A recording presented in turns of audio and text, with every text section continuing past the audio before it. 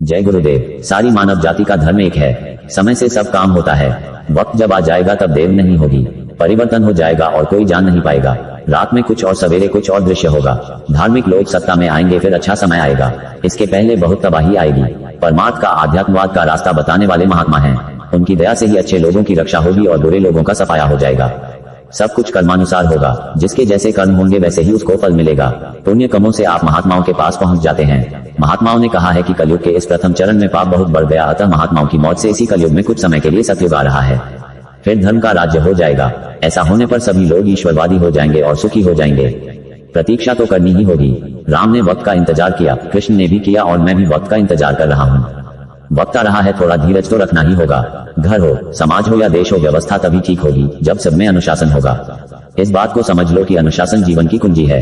दफ्तर हो, दुकान हो या खेती हो, मेहनत ईमानदारी का होना जरूरी है। समाज में जब जब इन दोनों बातों का ह्रास होगा तब तब वाद विवाद और दुश्मनी बढ़ेगी। मेहनत ईमानदारी से प्रेम मोहब्बत बढ़ता है। भजन करने से मनुष्य का जीवन धन्य होता है। परिवार हो, समाज हो या देश हो, अनुशासन रहेगा तो तरक्की होगी।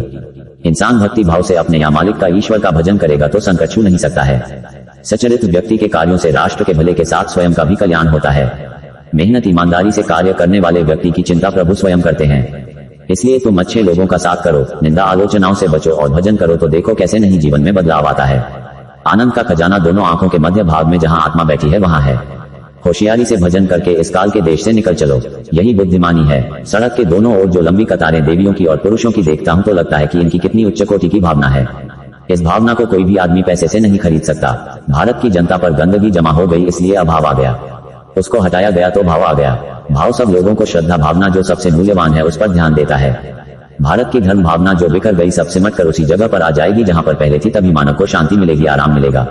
बाबा जी की नसीहत को आप समझो। सच्चाई सब चाहते हैं, ईमानदारी सब चाहते हैं, इंसाफ सब चाहते हैं। चोर भी बंटवारा करते हैं तो ईमानदारी से। इन सब लोगों को चाहते हुए भी इंसाफ नहीं मिलता है। सच्चाई ईमानदारी नहीं आती है तो भूल किसकी है?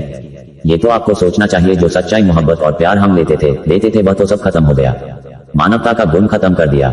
लूटना, मारना, काटना, दंगे फसाद करना, गाली गलौज करना, यह मानवता के गुण नहीं है। मानवता के गुण जब कभी भी मिलेंगे तो उन आचार्यों के पास, गुरु के पास। मानवता का परित्याग करके हम रो रहे हैं, चिल्ला रहे हैं। महात्माओं की आवश्यकता थोड़े ही दिनों में बड़ी जबरदस्त पड़ने वाली है। अब उनके बगैर काम होने वाला नहीं है। उनकी जरूरत भोजन पानी से भी ज्यादा होगी। आप रोएंगे चिल्लाएंगे तो वो निकलकर मैदान में आ जाएंगे। वो आपसे अनुरोध करेंगे कि हम आपके लिए बड़ा तोहफा नहीं लाए हैं, पर मेरी छोटी छोटी बातों को याद कर लेना। जिन लोगों ने हमारे प्रेम के चरित्र और सदाचार के, न्याय और ईमानदारी के तोहफे को खत्म कर दिया, उन्हें आपको भुला देना है।